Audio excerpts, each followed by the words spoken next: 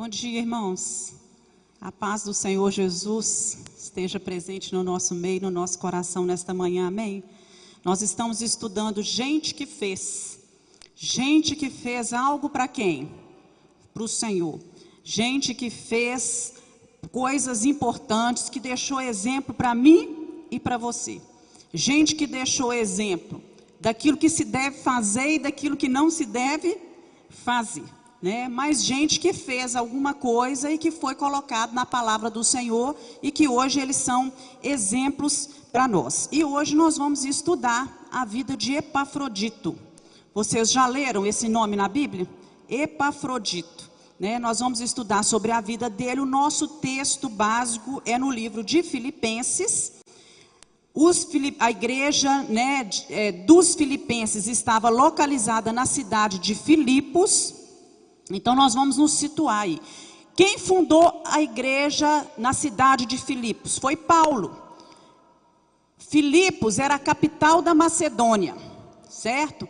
E quando Paulo estava fazendo a segunda viagem dele missionária, ele passa por Filipos, ele funda uma igreja e ele continua a viagem, mas deixa ali uma igreja estabelecida. Então foi Paulo que fundou essa igreja. E interessante que ele estava indo, o propósito de Paulo era ir para Bitínia. Nós conhecemos muito essa história linda, mostrando como que o Espírito Santo nos orienta. A intenção do coração dele era ir para Bitínia. Mas aí ele teve um sonho, que chega perto dele, o Espírito Santo mostrou para ele em sonho, chegava um homem, um macedônio, perto dele e falava com ele assim: passa a Macedônia e ajuda-nos, nos ajuda, Então ele muda o rumo da sua viagem, porque na verdade no coração dele ele desejava ir para Bitínia, mas o Espírito Santo queria que ele fosse para onde? Para Macedônia. E não acontece assim com a gente? Às vezes nós desejamos uma coisa, mas o Espírito Santo nos orienta a outra coisa. Então ele vai para Macedônia, entendeu que o Espírito Santo estava chamando ele para fazer missões naquela região, ele muda de rumo e ali é fundada a igreja. E interessante que a igreja ali, ela é fundada com... A primeira a se converter ali foi Lídia, que era aquela comerciante de púrpura. E depois nós temos também ali a conversão do carcereiro. Me parece que tem até um texto muito bom no boletim, não deixe de ler. Estamos todos aqui, é a história do carcereiro, certo? Aquele homem se converte, porque quando ele percebe que as portas tinham se abrido e que os prisioneiros todos poderiam sair, ele quis se matar, ele quis se suicidar. E Paulo falou: não faça isso, porque nós estamos todos aqui. É um texto muito bom, não deixe de ler, tá? Nesse mundo, nos dias que nós vivemos aí, que a gente está vendo tantos adolescentes se suicidando, tanta gente se suicidando, aí tem uma palavra muito boa a respeito. Então a igreja foi fundada, os primeiros membros da igreja foram essas pessoas, Então nós vamos ler aí, gostaria que você abrisse a sua Bíblia em Filipenses 2. Primeiro nós vamos ler o versículo 4. Porque a ênfase de Filipenses capítulo 1 era Cristo. Quando você lê o capítulo 1, Cristo deve ocupar o primeiro lugar na nossa vida. Quando você já passa para Filipenses capítulo 2, ele vem revelando para a gente, que Deus Pai exaltou a Jesus Cristo e deu a ele um nome que está acima de todo nome, Mas que o outro também deve ter primazia no nosso relacionamento. Lê aí, Tati, Filipenses 2:4. Cada um cuide não somente dos seus interesses, mas também dos interesses dos outros. Cada um cuide não só dos seus interesses, mas também do interesse que é dos outros. Então nós não podemos falar: isso não me diz respeito, isso não me interessa, porque na verdade deveria interessar. O problema do outro, a dificuldade do outro, a necessidade do outro, nos diz respeito, deveria nos interessar e gerar em nós um incômodo, uma preocupação e um anseio por o quê, irmãos? Ajudar, por estender as mãos, E nós vemos que Paulo, em todo esse capítulo 2, se você for lendo aí a partir do versículo 1, ele usa aí 4 exemplos de abnegação e de sacrifício. O primeiro exemplo que ele usa é de Jesus. Ele fala que Jesus deu a vida dele na cruz, que morreu por nós, tudo mais. Depois ele usa o seu próprio exemplo. Depois ele usa o exemplo de Timóteo. E por último ele usa o exemplo de Epafrodito, que nós vamos estudar aí nessa manhã. E fica para nós, olha a diferença. Paulo, ele fala que ele era, no capítulo 3, versículo, se não me engano, 5, não sei, confere aí, fazendo favor. Quais as características que ele dá dele? Ele fala que ele era... Alguém que abriu, lê aí, fazendo favor.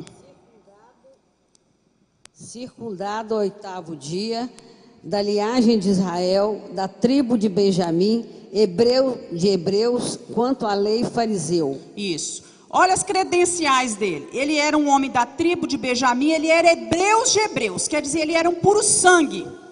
Ele foi nascido hebreu, pai e mãe, eram hebreus, era de nascimento. Aí quando a gente vai lá para a vida de Timóteo, a gente sabe que Timóteo era filho de mãe judia, mas o pai dele era grego. Então havia aí uma mistura. E quando você vai para a vida de Epafrodito, Epafrodito, ele era totalmente gentio. Então eram 3 homens diferentes, Mas o que esses homens diferentes eles tinham em comum? Se nós estudamos bem a vida deles, era disposição em servir a Cristo e dar o quê? Todos 3 tinham disposição em servir a Jesus e dar a vida deles pelos irmãos. Dispunham, abnegação, autossacrifício, se importavam com as pessoas, com as necessidades das pessoas. Eles tinham isso aí em comum. Vamos então ler o nosso texto. Vamos ver aqui primeiro, quem que era Epafrodito? O nome dele, Epafrodito, ele significa, no grego, aquele que é encantador, que é amável, certo? E ele significava, no latim, aquele que pertence a Vênus. Daí para você ter noção de que ele era o quê? Um gentio. Porque um hebreu colocaria o nome do filho daquele que pertence a Vênus? Não colocaria, Então esse era o nome de Epafrodito, o significado amável, encantador. Ele era natural da cidade de Filipos, ele nasceu em Filipos, que era a capital da Macedônia. Ele era gentio, ele era membro da igreja em Filipos, fazia parte da igreja de Filipos, e nós sabemos que ele foi um homem, igual nós vamos ver aqui, que abriu seu coração para servir a Jesus. Então vamos ao texto. O nosso texto básico está em Filipenses 2, 25 a 30. Julguei, todavia, necessário mandar até vós Epafrodito, por um lado meu irmão, cooperador e companheiro de lutas, e por outro, vosso mensageiro e vosso auxiliar nas minhas necessidades, visto que ele tinha saudade de todos vós e estava angustiado, porque o vistes que adoeceu. Com efeito, adoeceu mortalmente. Deus, porém, se compadeceu dele, e não somente dele, mas também de mim, para que eu não tivesse tristeza sobre tristeza. Por isso, tanto mais me apresso em mandá-lo, para que, vendo-o novamente, vos alegreis e eu tenha menos tristeza. Recebei-o, pois, no Senhor, com toda alegria, e honrai sempre a homens como esse, visto que, por causa da obra de Cristo, chegou ele às portas da morte, e se dispôs a dar a própria vida, para suprir a vossa carência de socorro para comigo. Isso, então esse é o texto na Bíblia que fala de Epafrodito, 6 versículos. E depois nós temos também no Filipenses 4, 18, que fala um pouquinho sobre ele. Então um homem, que é citado em apenas 7 versículos na Bíblia, será que ele tem algumas coisas para nos ensinar? Nós vamos refletir hoje sobre algumas questões que são importantes sobre a vida de Epafrodito e que tem ensinamento para nós. Primeiro, quem sou eu na igreja do Senhor e na vida daqueles que estão ao meu redor. Quem sou eu? O que eu represento na vida da minha igreja? E o que eu represento na vida daqueles que estão ao meu redor? Como que Epafrodito é chamado aí? Logo no início, no 25, confere aí. Epafrodito era o quê? O que é que Paulo... Meu irmão, meu cooperador e meu companheiro nos combates, companheiro na milícia. Irmão, o que é um irmão? É alguém que é filho do mesmo pai e da mesma mãe. Por que nós nos chamamos de irmãos? Né? Não somos irmãos de sangue, mas o nosso pai é um só, né? É Deus. Então, se nós estamos no Evangelho, a despeito das nossas diferenças, nós somos o quê? Irmãos. Você queira ou não, nós somos irmãos, não é? Dentro de um lar, a despeito das diferenças, os meus 3 filhos, eles são o quê? Irmãos. Nós temos irmãos, irmãos de sangue, irmãos no mundo espiritual. Então, ele é chamado de irmão. E se nós estamos em Cristo, há esse elo fraternal, esse amor que nos une. Então, olha só como ele é chamado. Segundo, ele é chamado de cooperador. Uma pessoa que coopera é aquela que faz o quê? Que ajuda, que auxilia, não é? Que colabora com alguma coisa. Vamos ler aí 1 Coríntios 3:9. Porque nós somos cooperadores de Deus, vós sois lavoura de Deus e edifício de Deus. Nós somos o que de Deus? Cooperadores. Nós temos que cooperar com a obra do Senhor. Então Epafrodito, ele era um trabalhador na obra do Senhor, ele era um ajudador de Paulo. A palavra grega que Paulo usa aqui é sinergos, falando que Epafrodito estava no mesmo serviço que Paulo estava. Naquele mesmo serviço, era aquele que servia onde fosse necessário, porque tem pessoas que só querem servir onde ela quer. Eu só sirvo se for no louvor, eu só sirvo se for em tal lugar, e às vezes não está precisando de gente no louvor, você vai ser mais útil onde? Né? Em outro lugar, né? Então era aquele que servia, ele era um cooperador. Outra característica que ele colocava, ele era um companheiro. Um companheiro é aquele que acompanha, que anda junto, que está junto. Ele é meu companheiro de milícia, de combates. Quando a gente fala de combate, de milícia, a gente lembra de quê? De lutas, de guerra, de batalhas, não é? Então ele é meu companheiro nas batalhas da vida. E coisa boa é você ter um companheiro nas batalhas da vida, não é? Nas batalhas da vida nós precisamos de quê? De companheiros, de gente para nos acompanhar.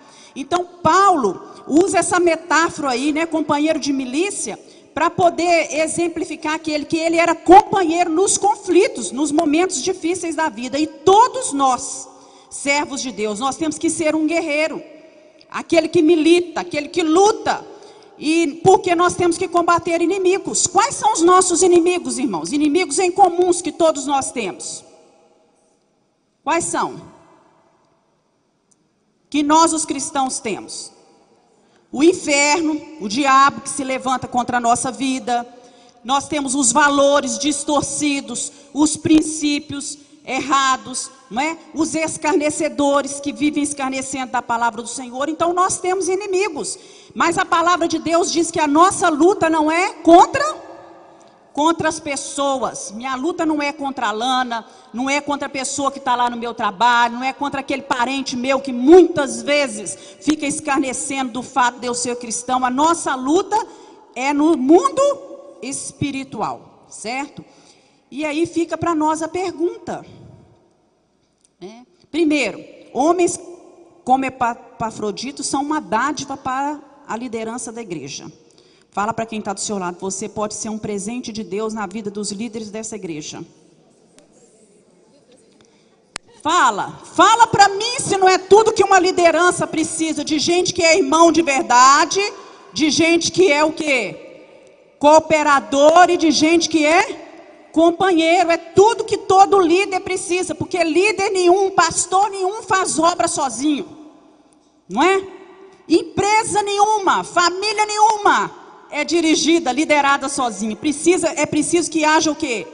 Companheiros, cooperadores. E isso não é só dentro da igreja, não. É no seu ambiente de trabalho. Imagina se todo mundo lá é um contra o outro, um brigando contra o outro. É bom? Se dentro da família acontece isso? Não.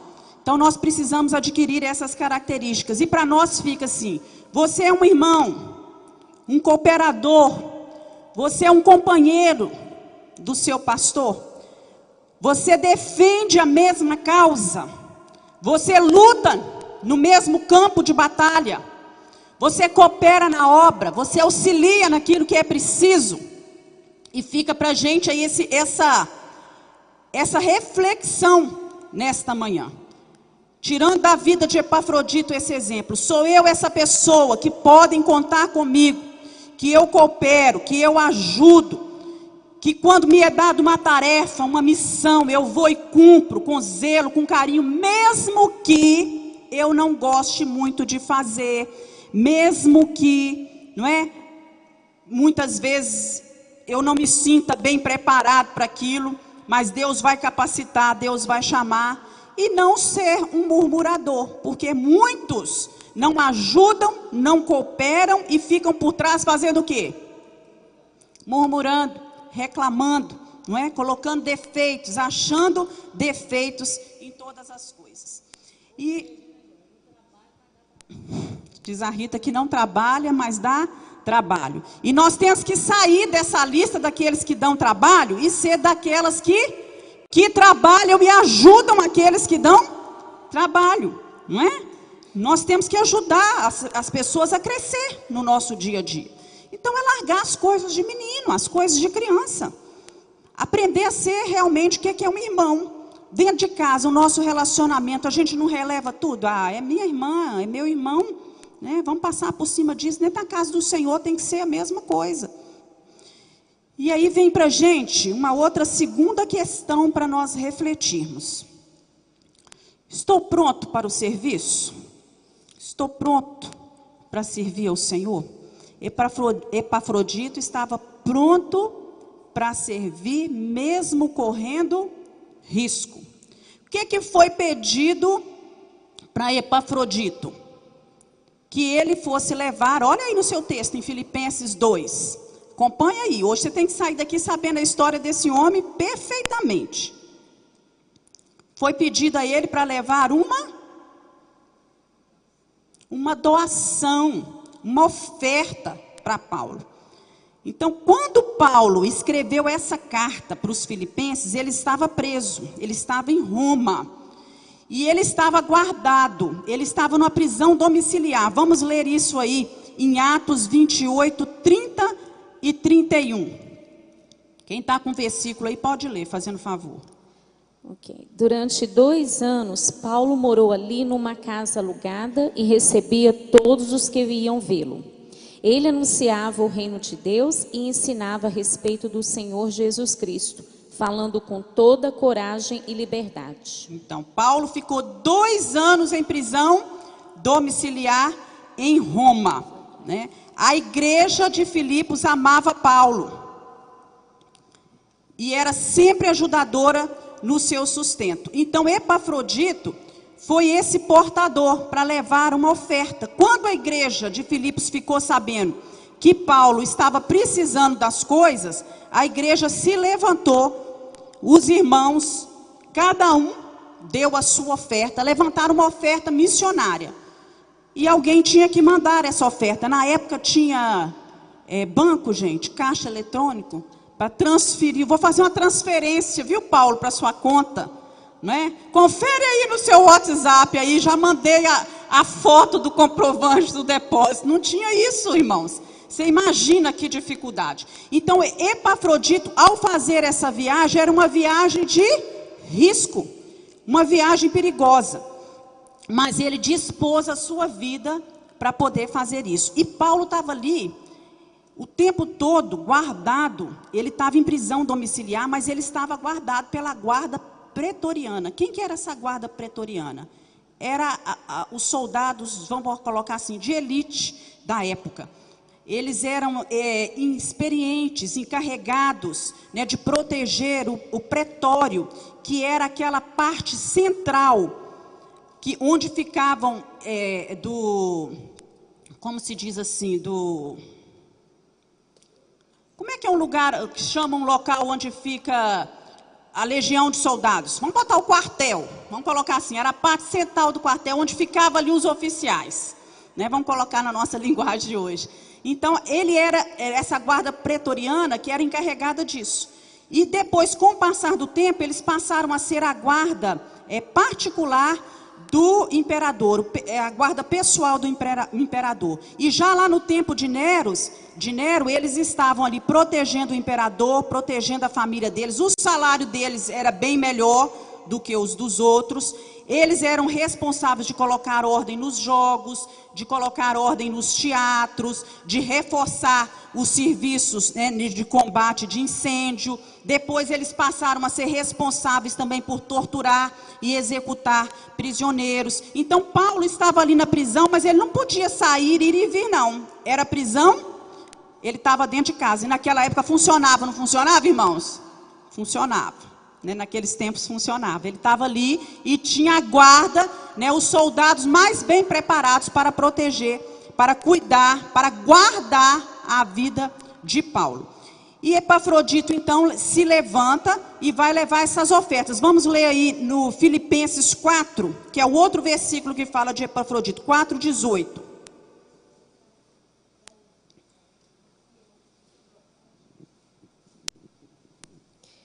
Mas bastante tenho recebido e tenho abundância. Cheio estou, depois que recebi de Epafrodito, que da vossa parte me foi enviado, como cheiro de suavidade e sacrifício agradável e aprazível a Deus. Isso. Então Paulo fala que ele recebeu a oferta, que foi enviado como um cheiro suave e um sacrifício que foi aprazível. Uma coisa que é aprazível é uma coisa que dá prazer. Isso deu prazer a Deus, Deus se agradou. Irmãos, então quando é solicitado na igreja, olha, nós precisamos fazer um levantamento para o missionário tal que está em tal lugar, precisamos ajudar tal pessoa. Isso é uma coisa que dá prazer a quem? A Deus. Ajudar dá prazer a Deus. E Paulo, ele reconhece isso. Não é? Ele fala assim, olha, essa oferta foi levantada como um aroma suave, isso foi aprazível ao Senhor. E ele reconheceu aqui a condição de Epafrodito, o sofrimento dele na viagem de sair da cidade de Filipos e ir até Roma com essa oferta, para levar essa oferta também para ele. Então, para nós fica a pergunta, nossa igreja, nós como igreja, cumprimos fielmente esse compromisso com o sustento de missionários? Né? Temos nós sido uma igreja missionária?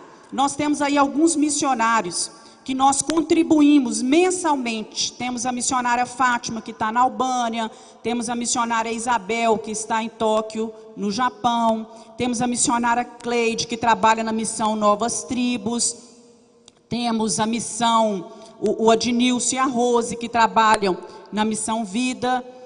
Temos a missão Portas Abertas, que nós contribuímos com eles mensalmente. Asas do Socorro, que é aquele pessoal que trabalha dando treinamento para os aviadores e levando médicos, dentistas, alimentos em aviões para as tribos na região da Amazônia.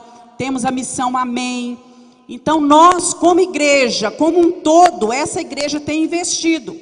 Agora nós, particularmente, cada um de nós, será que dispomos o nosso coração para poder fazer essa obra, para poder ajudar o outro? Né? Nós temos esse compromisso com esse sustento missionário.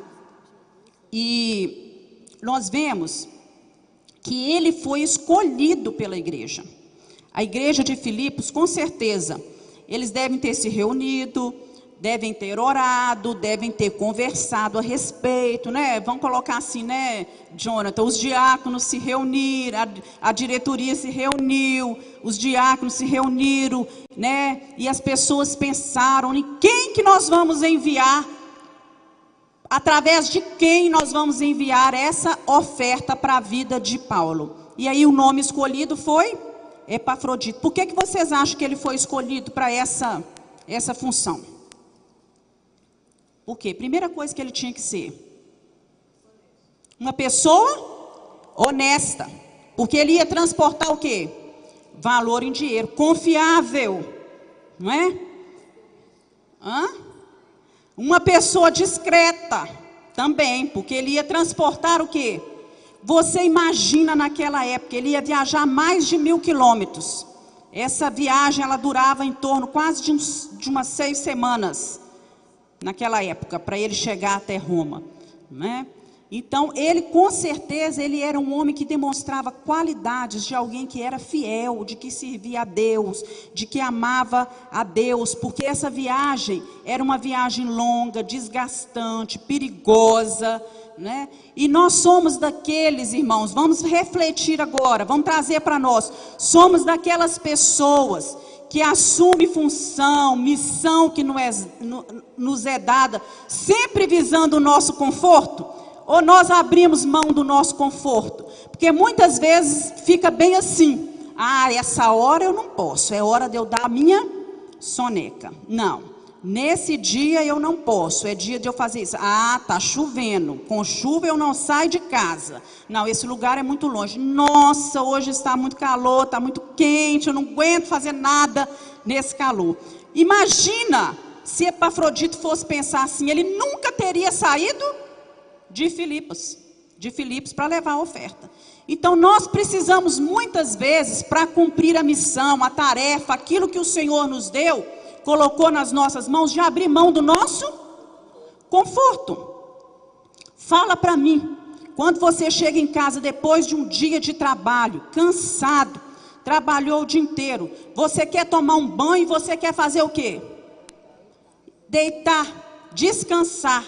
Mas muitas vezes Deus colocou funções, missões, tarefas importantes na nossa mão. E nós temos que tomar um banho, entrar debaixo do chuveiro. Graças a Deus que nós temos isso, um chuveiro com água quente, gostosa, para nos descansar, para acalmar. Porque nem isso naquela época tinha.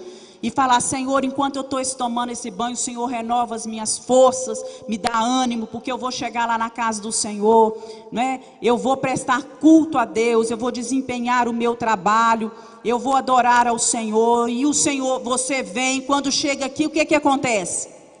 Suas forças são renovadas, seu ânimo é renovado.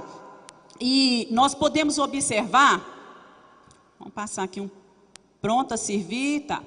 Que a missão não foi só levar para Paulo uma oferta levantada pela igreja, não foi só levar dinheiro, mas o que a igreja pensava?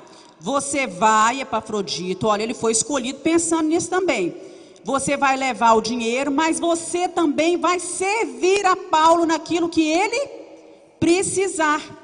Você vai servir a Paulo, você vai caminhar junto com ele, você vai ser uma oferta da igreja de Filipos na vida de Paulo. Você vai levar uma oferta, mas também nós ofertamos a sua presença, o seu conselho, a sua companhia, a sua presença na vida de Paulo. Você vai ajudar Paulo nas necessidades espirituais que ele tiver, por um determinado tempo, um tempo indeterminado para voltar.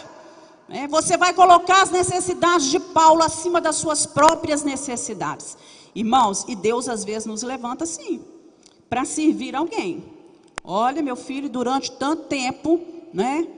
Durante um tempo determinado, você vai servir tal pessoa, você vai acompanhar, você vai ter paciência com ele, você vai orar com ele, não é? Você vai ajudar naquilo que for preciso. E a palavra que foi usada aqui, lá no original, a palavra grega usada é a palavra leitorgos, de onde vem o nome liturgia. E eu estava lendo, segundo Hernandes Dias Lopes, né, que é um teólogo da atualidade, Joseph Lightfoot, que foi um teólogo lá do século XVIII, um teólogo inglês, ele falava que essa palavra, essa leitorgos, primeiro significava um serviço civil que era prestado, depois passou a significar um tipo de função um ofício que era exercido. Depois, passou a ter um significado na ministração sacerdotal, dizia principalmente respeito aos judeus, estava relacionado àquilo que os sacerdotes faziam. Depois passou a significar os serviços eucarísticos que eram realizados dentro da igreja. E, por fim, passou a significar as formas de adoração, os tipos de adoração que eram prestadas dentro da igreja. Então, logo, a ideia era de que Paulo não era simplesmente alguém que ia levar uma oferta, mas alguém que estava indo se ofertar e prestar um culto a Deus com isso. E eu trouxe aqui, olha só, a palavra grega leitorgos, usada pelo apóstolo Paulo, é uma tradução do hebraico, mesharet. A palavra mesharet era usada para se referir aos auxiliares, que trabalhavam com pessoas de alta categoria, por exemplo, os sacerdotes e os levitas. Era assim, essa palavra era usada para isso no hebraico. Quando essa palavra foi traduzida para o grego, veio a ser leitorgos, de onde vem a nossa palavra em português, liturgia, que significa um funcionário público. O uso mais frequente diz respeito àquele serviço que é prestado no templo. Então, leitorgos era aquele que prestava um serviço no templo. Igualmente, o teólogo inglês, Lightfoot, lá no século XVIII já falava, as formas de adoração divina. Portanto, a palavra está vinculada ao serviço sacerdotal. Hoje nós somos sacerdotes do Senhor?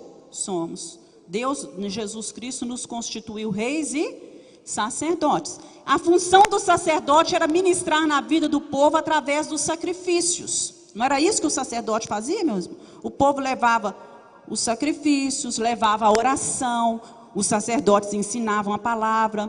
Em outras palavras, ele era um servo de Deus a serviço do povo. Um sacerdote era um servo de Deus a serviço do povo. Epafrodito está na posição de um leitorgos, mesharet, um funcionário público, um servo que presta serviço sacerdotal em prol das pessoas. Todos nós estamos nessa posição de leitorgos, servos de Deus que prestam serviços para as pessoas. Nós estamos aqui simplesmente para ser servidos? Não. Estamos aqui para sermos prestadores de serviços às pessoas, abençoar as pessoas, com o nosso exemplo de vida, com a nossa oração, com a nossa paciência, não é? Com a nossa ajuda, às vezes ajuda financeira, às vezes ajuda presencial, às vezes uma palavra, um conselho, tudo isso. Logo, a ideia de Paulo é que um cristão é um sacerdote que ministra um culto a Deus enquanto atende às necessidades dos outros. Olha que coisa linda, irmãos. Você está prestando um culto a Deus enquanto você está atendendo a necessidade dos outros, não é? Então, ao prestar um serviço à igreja, ele estava prestando um culto a Deus. Ao servir a Paulo, ele servia a Deus, né? Então, eu tenho prestado culto a Deus quando eu ajudo um irmão? Quando eu me coloco na posição de ajudar a pessoa, eu tenho feito aquilo com amor, como se eu estivesse prestando um culto para Deus. Eu consigo compreender que quando eu estou servindo uma criança na sala de aula, um bebê no berçário, quando eu estou mantendo a ordem da igreja, a limpeza na igreja, eu estou prestando um culto a Deus. Presta culto a Deus só quem está aqui dentro da igreja, louvando e ouvindo a palavra, meus irmãos? Não. Eu posso estar prestando um culto a Deus, estando aqui dentro da igreja, sentado aqui no banco cantando, aqui no altar ministrando um louvor, sentado numa bateria, tocando bateria, não é? Ali na porta, recebendo as pessoas, numa sala de aula, ajudando, olhando, tomando conta, ensinando uma criança, fazendo um suco para levar. Isso tudo é prestar culto a Deus, né? Ah, hoje eu vou perder o culto. Existe isso, gente? Ah, hoje eu estou na salinha, eu vou perder o culto. Pensa bem se esse pensamento nosso está certo. Não vou perder o culto. Eu vou deixar de ouvir uma palavra que está sendo ministrada, mas eu vou estar prestando culto a Deus, porque culto não é só o que está acontecendo aqui. Todos nós, quando estamos na igreja, deveríamos estar prestando culto a Deus. Agora, pode acontecer de uma pessoa estar sentada no banco e não estar prestando culto a Deus? Pode acontecer de uma pessoa estar ali tocando um instrumento e não estar prestando culto a Deus? De alguém estar na porta recebendo uma pessoa, dando um abraço no irmão, integrando um folheto e tudo mais, e não estar prestando culto a Deus? Pode. E aí fica para nós. Quando eu venho à casa do Senhor, eu disponho meu coração a prestar um culto a Deus? Ou é tudo automático? Porque nós vivemos assim, não é? Ligado no piloto automático. Vocês já entraram no carro para ir num lugar, na hora que você vê, você já está em outro? Nossa, Deus, né? Você acostuma tanto com o caminho, tanto com aquilo, na hora que você vê, você já virou, já foi, né? Para outro lugar e tudo mais. E muitas vezes dentro da igreja é assim, a gente está ligado no piloto automático. Que dons, que talentos eu tenho, que eu posso dispor ao meu a serviço do Senhor, a serviço das pessoas. Porque nós temos que entender isso. Eu não tenho nenhum cargo na igreja. Eu não tenho cargo na igreja. Mas às vezes o seu serviço, meu irmão, é quando você está ajudando uma pessoa, assistindo uma pessoa, você está prestando um serviço para a igreja e para Deus. Você está sendo útil na obra do Senhor. Porque as pessoas precisam ser assistidas, precisam ser acolhidas. Quando a Sueli está falando que quando a gente vem à reunião de oração, essas reuniões que são realizadas no domingo, na segunda-feira, na terça-feira, na quinta-feira, você está prestando um serviço aos irmãos, porque toda reunião de oração, fala para mim, os homens que vêm de manhã, vocês estão orando pelas outras pessoas? Está orando pelos irmãos. Irmãos, glória a Deus, porque nós temos gente que ora por nós, não é? E além de estar prestando um serviço às pessoas, nós estamos também servindo a igreja do Senhor. Porque nós estamos orando, nós estamos intercedendo, nós estamos clamando diante de Deus. Quando a gente está aconselhando ao Senhor, então nós precisamos parar com isso. Eu vejo às vezes quando a Isabela, quando vai ter uma programação, um teatro, acabou. Ninguém mais quer ficar na sala com as crianças. Porque eu vou perder isso, eu vou perder aquilo. Gente, que luta. Misericórdia, nós precisamos mudar esse pensamento nosso. Não, hoje eu estou numa escala, né? Pode ter um pastor de fora, mas é muito fácil. Agora eu escuto tudo o quê? Escuto depois no meu celular, eu entro no YouTube, escuto a palavra, mas eu tenho um serviço. Eu vou prestar o meu culto a Deus dessa forma.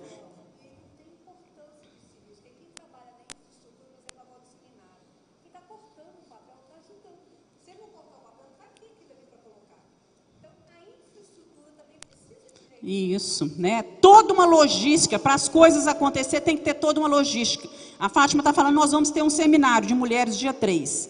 Você imagina, nós vamos receber, quando eu falo nós vamos receber, é porque nós mulheres da igreja Moriá, vamos receber essas mulheres. Não é só um grupo pequeno, nós vamos receber. E tem uma logística toda por trás disso, de gente que dispõe seus dons e talentos, recortando, montando as coisas, não é? Preparando o lanche, vai receber pessoas na porta, outras vão cuidar do louvor, outras vão participar encenando, falando alguma coisa. Então, qual é o seu dom, o seu talento? O que você tem disposto ao Senhor? E Epafrodito nos leva a meditar sobre isso. Vamos lá para frente. Outro ponto, outra questão aí, outro ponto para a gente refletir. Pode um cristão ficar doente? Um cristão pode ficar doente? Uns dizem que crente não fica doente. Que doença é coisa do diabo. Que é consequência de pecado, é castigo de Deus, né? Deus disciplinando a vida da pessoa. Vocês já escutaram aí, isso? Outros ainda arriscam a dizer que cura milagrosa não existe, que isso foi coisa do passado. Todas essas posições estão o quê? Erradas biblicamente, estão erradas. Agora, existem enfermidades que são consequências de pecado? Existe. Por exemplo, as doenças sexualmente transmissíveis, elas são consequências de um pecado? São, não é? Muitas vezes são. E às vezes não são.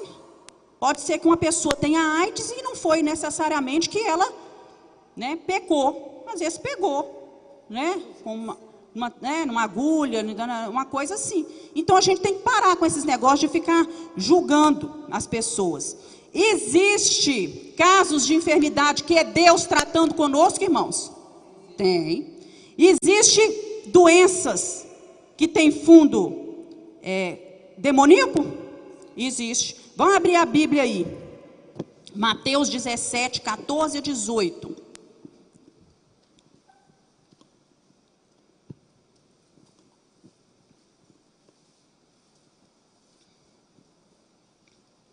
Quem está com esse texto pode abrir. O outro que está em Lucas 11, 14 já vai abrindo também.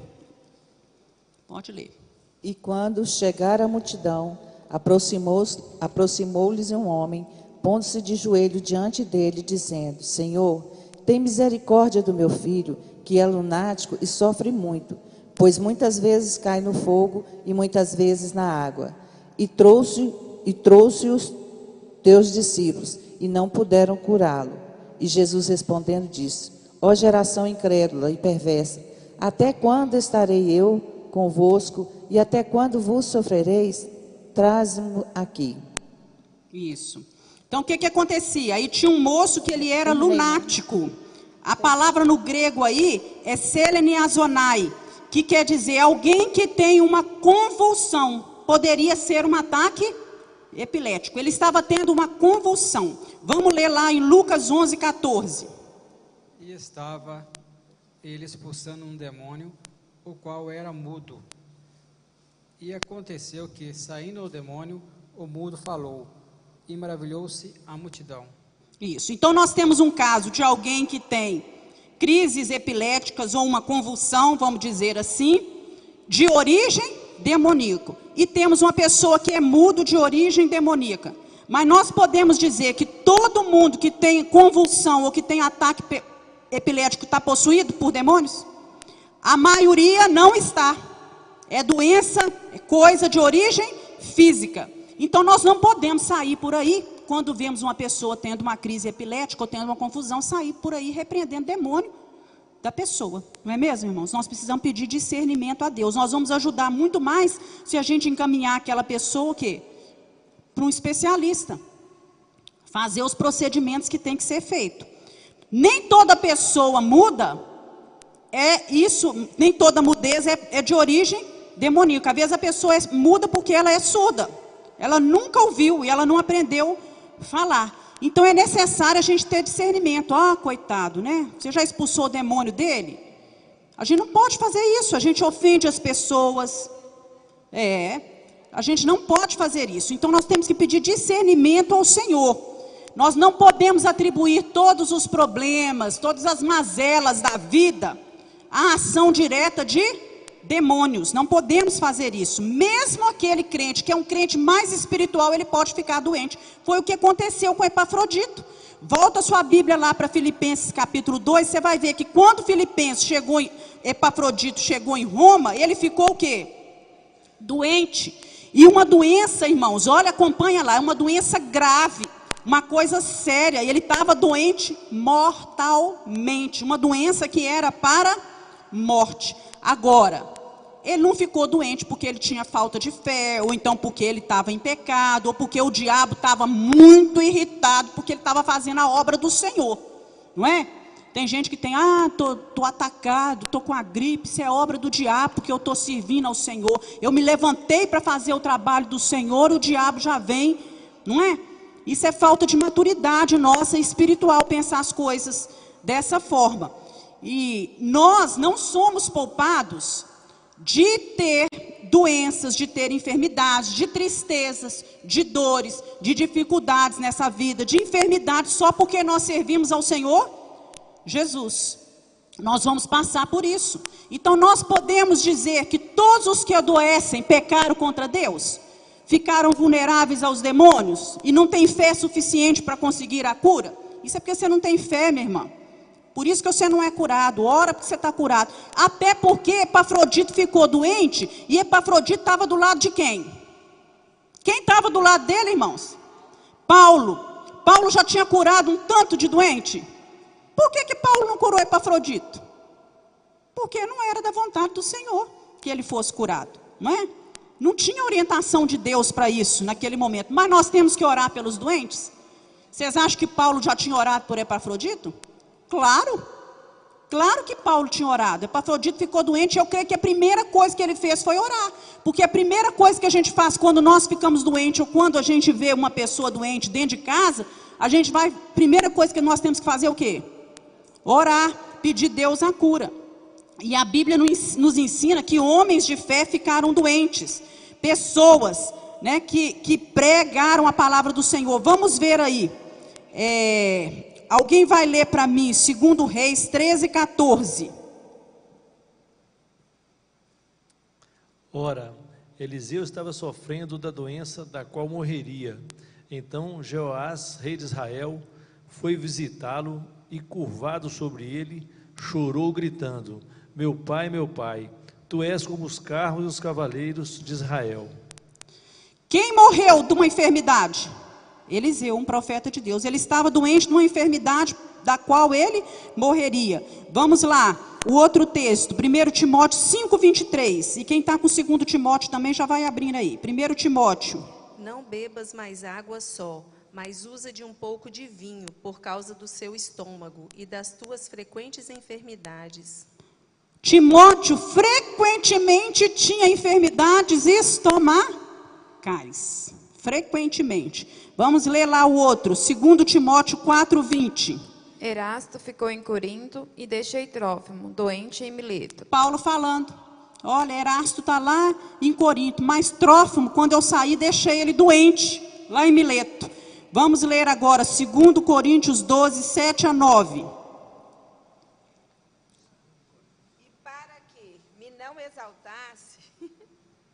E para que não me exaltasse pelas excelências das revelações, foi-me dado um espinho na carne, a saber, um mensageiro de Satanás, para me esbofetear, a fim de não me exaltar.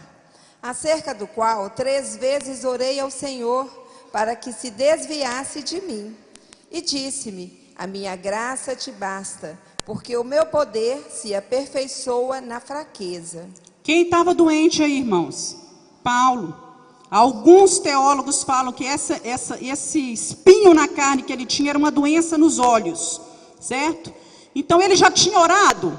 Orou. E Deus falou com ele: não ora mais, porque eu não vou curar ou não vou resolver esse problema. Você vai ficar com ele, né? E Deus falou com ele: a minha graça te basta. Minha graça te basta. Enfrenta isso.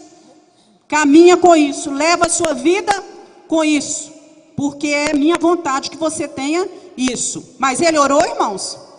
Orou. Vamos lá, Gênesis 27:1.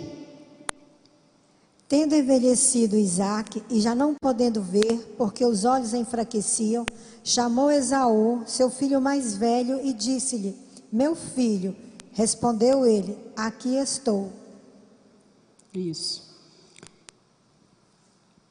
Isaque, quando ele ficou velho, a vista dele ficou tão ruim que ele não conseguia distinguir um filho do outro, quem era Esaú e quem era Jacó. E a gente vê às vezes, isso é coisa natural da vida, irmãos? Uma pessoa ficar mais velha. Hoje em dia, você imagina aquela época, hoje você opera de catarata, você põe lente, né, no olho para poder enxergar melhor. Você tem tratamentos, olha quanto tempo, quantos anos se passaram de lá para cá, o tanto que a medicina se desenvolveu, mas naquela época, ele já não conseguia distinguir um filho do outro, né? Então, nós temos que tomar cuidado, porque muitos, é nesse ponto, que muitos evangélicos que adoeceram, ou que tem algum parente que ficou doente, ou perdeu alguém por causa de uma enfermidade, alguém morreu por causa de uma enfermidade, muita gente entra numa crise de fé, nesses momentos, e abandona o Senhor, abandona a igreja, porque acha que Deus tem obrigação de curar todo mundo, não é?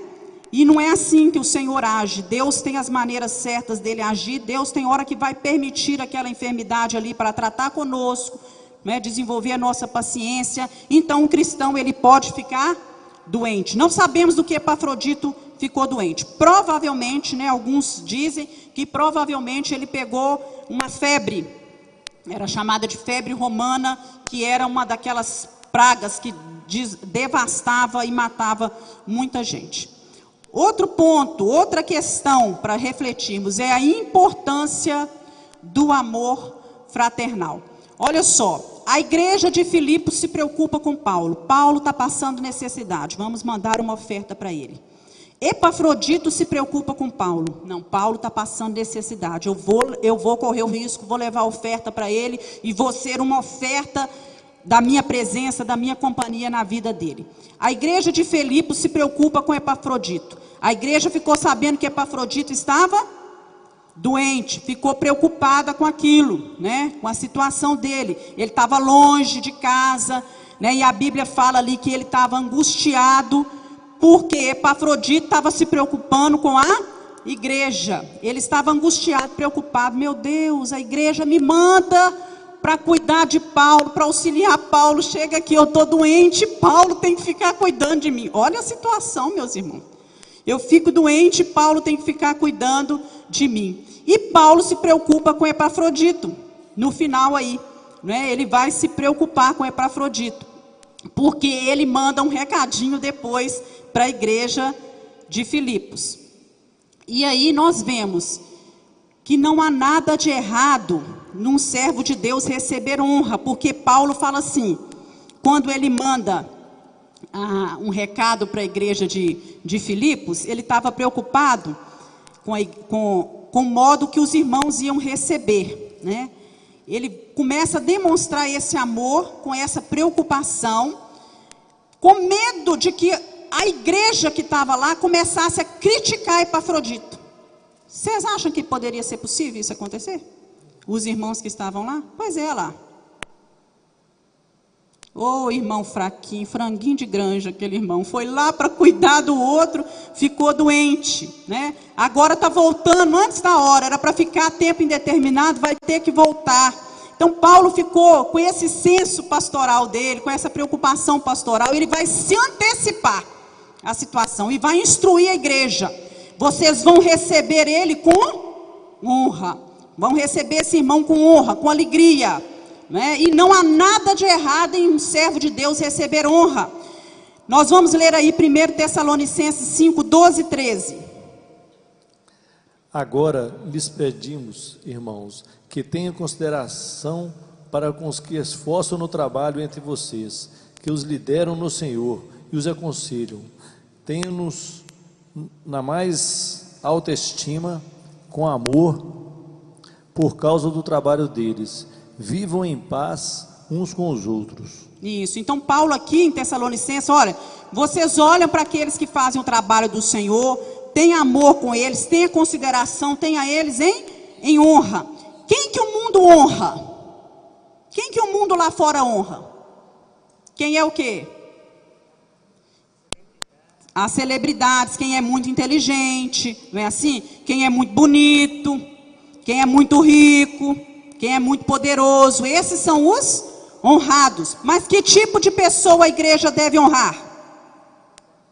Que tipo de pessoa? Quais são os emblemas da honra? Aqueles que são o quê? Irmãos, cooperadores, companheiros de luta, mensageiros da palavra, que são auxiliares no reino de Deus. São esses que nós temos que honrar. Então Paulo nos encoraja a honrar aqueles que arriscam a própria vida por amor da palavra do Senhor, que abrem mão das suas coisas, do seu conforto, dos seus direitos por amor da obra do Senhor. E vocês acham que alguém lá na igreja de Filipos iria se levantar para poder falar, Epafrodito é um fracasso no ministério dele, ficou doente e quis voltar para casa? Será que algum irmão ia se levantar para falar isso? Né? Ah lá, outro João Marcos está abandonando o barco, né? Será que algum irmão ia criticar isso? Vocês acham que existe isso dentro das igrejas? Com certeza, infelizmente. Agora, qual é a nossa atitude diante da enfermidade de alguém que trabalha dentro da igreja, que muitas vezes tem que abandonar o trabalho por um certo tempo porque está doente. Como que nós, servos de Deus, nos comportamos com isso? O que é que nós abrimos a nossa boca para fazer? Não é? Nós temos que ajudar, nós temos que poupar, não é? Nós temos que trazer um alívio para a pessoa se restabelecer. Não é assim que temos que agir e não ficar de longe criticando. A preocupação de Paulo era real. Era real. Olha, ele vai chegar lá, não é? Vai sofrer, porque os irmãos vão falar, vão criticar, não é? Vai ter gente para poder não aceitar, falar que não fez o que tinha que ser feito. Então, nós precisamos ver e meditar sobre isso aí. Outro ponto maravilhoso é que Deus intervém na nossa história. Você pode dizer isso? Deus intervém na nossa história. Deus muda a história, irmãos. Deus muda. Olha o que diz aí, Filipenses 2, 27. Quem está com a Bíblia aberta e com o microfone na mão, lê aí, Filipenses 2, 27.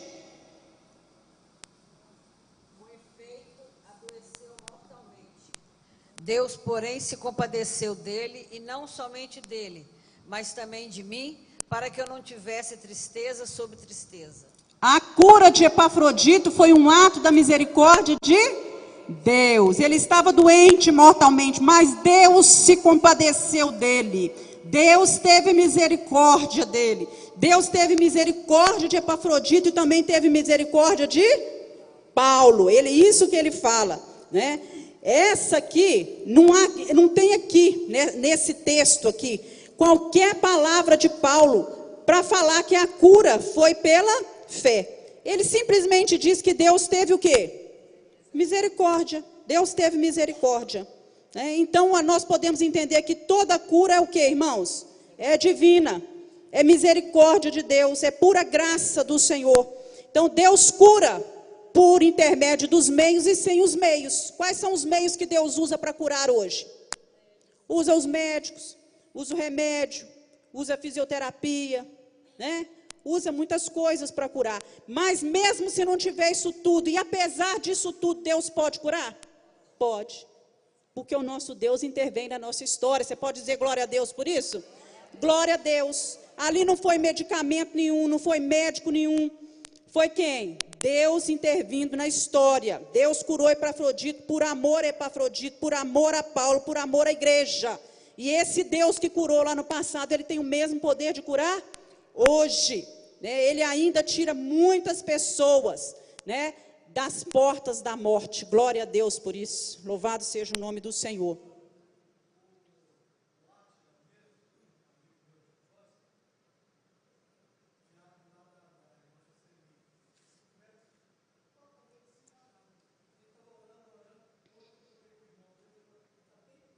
Isso, Deus cura, não é, irmãos? E a última questão, estamos dispostos a dar a vida pela obra do Senhor? Nós estamos dispostos. Epafrodito arriscou a sua vida, quando ele fez a viagem, arriscou a sua vida a ficar com Paulo, porque Paulo era o quê, irmãos? Naquela época. Ele estava o quê? Preso, condenado, guardado por soldados, não é? Mas ele se dispôs a enfrentar todas as dificuldades para dar assistência, tanto material como espiritual, a Paulo. E aí, vem aqui para nós que a palavra que é usada aí, presta atenção nisso, né? Que a palavra grega que é usada nesse versículo 30, que nós lemos aí, para dizer dispor-se a dar a sua vida, é paraboloestai. Essa palavra grega significava um jogador que apostava tudo numa jogada de dados. Ele estava pronto para apostar tudo. Então, William Barclay diz que Paulo estava dizendo que Epafrodito, ele apostou tudo, ele jogou a própria vida dele por causa de Jesus Cristo, arriscando a vida dele. E ele ainda ilustra, né, o William Barclay ainda ilustra dizendo o seguinte, que nos dias da igreja primitiva, existia uma associação de homens e de mulheres que se chamava Parabolani. E essa associação eram os jogadores. E eles tinham um propósito. O objetivo deles era visitar os prisioneiros e aqueles que estavam enfermos, aqueles que estavam prostrados por alguma enfermidade perigosa e infecciosa. Então, essas pessoas, eles jogavam a própria vida deles para poder cuidar daqueles que eram prisioneiros e daqueles que estavam enfermos. E diz que em 252 depois de Cristo houve uma grande peste em Cartago. E os pagãos, aqueles que não eram cristãos, eles pegavam os corpos das pessoas que tinham tido essa peste e começavam a jogar os corpos das pessoas nas ruas e fugiam com medo. E aí esse bispo cristão, Cipriano, ele reúne, chama uma assembleia, faz uma assembleia com um grupo de cristãos e encorajam essas pessoas a sair às ruas, recolher os corpos dessas pessoas, enterrar os corpos dessas pessoas e aí visitar os enfermos que estavam na cidade açoitados pela praga. Quando eles agiam dessa maneira, eles estavam arriscando a sua própria vida, mas eles salvaram a cidade da destruição e da desolação. Porque se a cidade tivesse continuado com os corpos mortos, infestados pela peste, na rua, e os doentes sem serem tratados e curados, a peste teria se propagado para toda a cidade. Mas eles eram jogadores, aqueles que se dispunham a arriscar a sua própria vida para poder servir a Deus e salvar a vida do outro. E as igrejas hoje precisam de parabolã, que são aqueles que entregam a vida para o serviço de Cristo e de outros. Aqueles que arriscam a sua vida, que abrem mão do seu conforto para sair às ruas, para visitar os doentes, para acolher aqueles que estão carentes, necessitados. Estamos nós dispostos a ser isso? A ser alguém que arrisca a nossa vida, que abre mão daquilo que muitas vezes temos direito, o nosso descanso, o nosso lazer, o nosso prazer, o nosso conforto, para poder acolher alguma pessoa? Então nós precisamos orar para que Deus levante no nosso meio homens como Epafrodito. Epafrodito é um exemplo a ser seguido. Amém, irmãos? Fica aí a mensagem do Senhor. Que Deus te levante para ser um parabolão, aquele que abre mão e acolhe as pessoas, ajuda as pessoas, atende as pessoas, em nome de Jesus. Amém? Vamos orar? Queria convidar você a se colocar de pé, dá a mão ao seu irmão que está ao seu lado. Essa aula hoje tem tudo a ver com a igreja, povo de Deus. Gente que serve gente que ama gente, que acolhe, que ajuda, que estende a mão, que visita na enfermidade, que aplaca, ajuda a diminuir a dor. Que você seja alguém assim, usado pelo Senhor, que dispõe a sua vida, que a partir de hoje você possa pensar um pouquinho, o que é que eu posso fazer, como eu posso usar os meus dons e talentos para ajudar os outros, para servir as pessoas. Você vê, né, são 7 versículos apenas, mas olha que exemplo de vida esse homem deixa para nós. E nós podemos aprender com ele, em nome de Jesus. Deus, nós colocamos a nossa vida nas tuas mãos. Queremos ser servos que amam a Deus, que servem ao Senhor. Queremos reconhecer a importância do amor na igreja. Queremos olhar o nosso irmão com outros olhos, sem acusação, sem preconceitos. Oh Deus, queremos ser ajudadores, cooperadores, companheiros, irmãos de verdade. Gente que estende a mão. Oh Deus, louvamos o teu nome porque tu és aquele que intervém na nossa história, que muda o rumo da nossa história. Tu és o Deus que cura não só as enfermidades no físico, mas as enfermidades na alma. Deus que restaura a nossa paz, a nossa alegria, que restaura, Senhor, a nossa esperança. Pai, nesta manhã, que a presença do Senhor esteja sempre na nossa vida, no nosso meio. Oh Pai, em nome de Jesus, que nunca venha faltar sobre nós a tua graça, a tua unção. Faz de nós pessoas misericordiosas, pessoas que abrem mão, Senhor, para poder ajudar o outro, para servir o outro. Pessoas amáveis, como Epafrodito. Pessoas que se dispõe para o trabalho de Deus. Em nome de Jesus nós oramos. Dá um abraço na pessoa que está do seu lado. Olha, eu quero abençoar a sua vida. Eu quero servir você em nome de Jesus.